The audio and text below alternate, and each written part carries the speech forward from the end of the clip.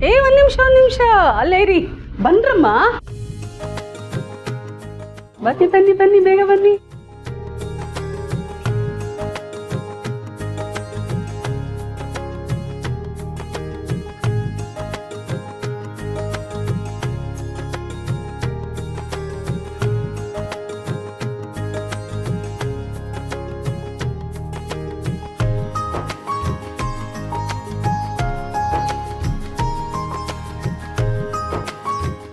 ಬಲ್ಗಾಲಿಟ್ಟು ಒಳಗೆ ಬಾ.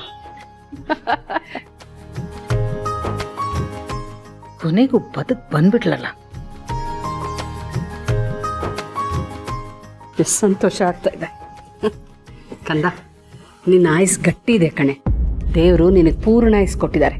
ಯಾರೇನು ಮಾಡಕ್ ಸಾಧ್ಯ ಇಲ್ಲ. ಇಂಥ ದೊಡ್ಡ ಕಾಯಿಲೆನ ಗೆದ್ಕೊಂಡ್ ಬಂದಿದ್ಯಾ ಅಂದ್ರೆ ಗಟ್ಟಿಗಿತ್ತಿ ಕಣೆ ನೀನು. ಇನ್ಮೇಲೆ ಯಾವುದೇ ಕಾರಣಕ್ಕೂ ಧೈರ್ಯ ಗೆಡ್ಬೇಡ, ಧೈರ್ಯವಾಗಿ. ಹಾಮ, ಇನ್ ಮುಂದೆ ಯಾವತ್ತೂ ಧೈರ್ಯ ಕಳ್ಕೊಳ್ಳಲ್ಲ. ನಿಜ ಹೇಳ್ಬೇಕು ಅಂದ್ರೆ ನಾನು ಟ್ರೀಟ್ಮೆಂಟ್ಗೆ ಒಪ್ಕೊಂಡಾಗ್ಲೇ ಅರ್ಧ ಧೈರ್ಯ ತಂದ್ಕೊಬಿಟ್ಟಿದ್ದೆ. ಬಟ್ ನನಗೆ ಗೊತ್ತು ನನಗೇನಾಗುತ್ತೆ ಅಂತ ನೀವೆಲ್ಲರೂ ಭಯ ಪಡ್ತಿದ್ರಿ. ಬಟ್ ಇನ್ ಮುಂದೆ ಯಾರು ಭಯ ಪಡಬೇಡಿ, ಧೈರ್ಯವಾಗಿರಿ, ಆರಾಮಾಗಿರಿ. ನಾನು ಸ್ಟ್ರಾಂಗ್ ಆಗಿದ್ದೀನಿ ಎಲ್ಲ ರೀತಿಯಲ್ಲೂ. ಅಕ್ಕವ್ರೆ, ನಿಜ ಹೇಳಬೇಕು ಅಂತಂದ್ರೆ ನಿಮ್ಮ ಧೈರ್ಯ ನಮ್ಗೆ ಧೈರ್ಯ ಕೊಟ್ಟಿತ್ತು. ನೀವು ನಗ್ನಗ್ತಾನೆ ಎಲ್ಲದನ್ನು ಫೇಸ್ ಮಾಡಿದ್ರಿ, ಫೈಟ್ ಮಾಡಿದ್ರಿ.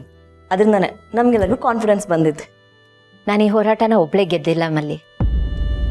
ಗೌತಮ್ ಅವರು ಒಂದೊಂದು ಹೆಜ್ಜೆಯಲ್ಲೂ ನನ್ನ ಜೊತೆಲೇ ಇದ್ರು.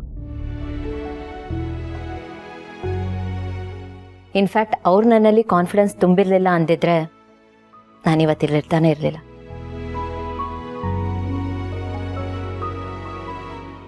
ನನ್ಗೆ ಡೌಟ್ ಆದಾಗೆಲ್ಲ ಅವರೇ ಹೇಳೋರು, ಭೂಮಿಕಾ ಅವರೇ ಹೆದರ್ಕೋಬೇಡಿ, ನಿಮ್ಮಿಂದ ಆಗುತ್ತೆ. ನನಗಿಂತ ಜಾಸ್ತಿ ಅವ್ರಿಗೆ ನನ್ನ ಮೇಲೆ ನಂಬಿಕೆ ಇತ್ತು.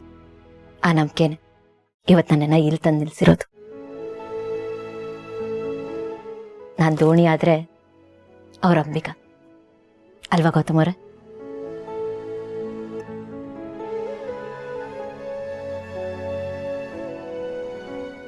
ಮಲ್ಲಿ, ಥ್ಯಾಂಕ್ ಯು ಸೋ ಮಚ್. ಮಕ್ಕಳ ಬಗ್ಗೆ ಚಿಂತೆ ಮಾಡಬೇಡಿ ಅಕ್ಕ ಅವರೇ, ನಾನಿದ್ದೀನಿ ಅಂತ ನೀನು ಹೇಳಿದೆ ಅಲ್ಲ, ಆ ಮಾತು ನನಗೆ ತುಂಬ ಧೈರ್ಯ ಕೊಡ್ತು.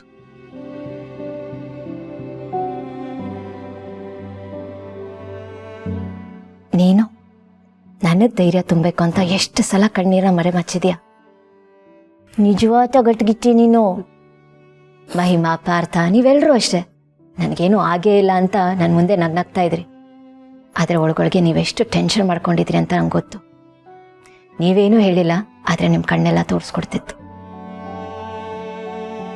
ನಿಜವಾಗ್ಲೂ ನಾನು ಆಗಲೇ ಹೇಳಿದ್ನಲ್ಲ, ಇಂಥ ಫ್ಯಾಮಿಲಿ ಪಡೆಯೋದಕ್ಕೆ ನಾನು ಪುಣ್ಯ ಮಾಡಿದ್ದೀನಿ. I am very very lucky.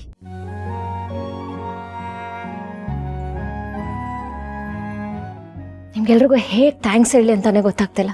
Thanks ಅನ್ನೋದು ತುಂಬ ಚಿಕ್ಕ ಪದ. ನಿಮ್ಮ ಋಣನ ನಾನು ಯಾವತ್ತೂ ತೀರ್ಸಕ್ಕಾಗಲ್ಲ. ಅಮ್ಮ, ಈ ಜನ್ಮ ಅಷ್ಟೇ ಅಲ್ಲ, ಇನ್ನು ಮುಂದಿನ ಯಾವುದೇ ಜನ್ಮ ಬಂದರೂ ನೀನು ನನಗೆ ಅಮ್ಮ ಆಗ್ಬೇಕು. ನಾನಿನ್ ಮಕ್ಕಳಾಗೆ ಹುಟ್ಟಬೇಕು. ಇಷ್ಟು ದೊಡ್ಡ ಮಾತಾಡಬೇಡ್ಬೇಕಂದ. ಮುಂದಿನ ಜನ್ಮ ಅಂತಿದ್ರೆ ನಾನು ನಿನಗೆ ಮಗಳಾಗಿ ಬರ್ತೀನಿ, ಓಕೆನಾ? ಆಗ ನೀನು ಇಷ್ಟೇ ಪ್ರೀತಿಯಿಂದ ನನ್ನನ್ನು ನೋಡ್ಕೊ. ಆಗ ಲೆಕ್ಕ ಚುಕ್ತ ಆಗೋಗುತ್ತೆ.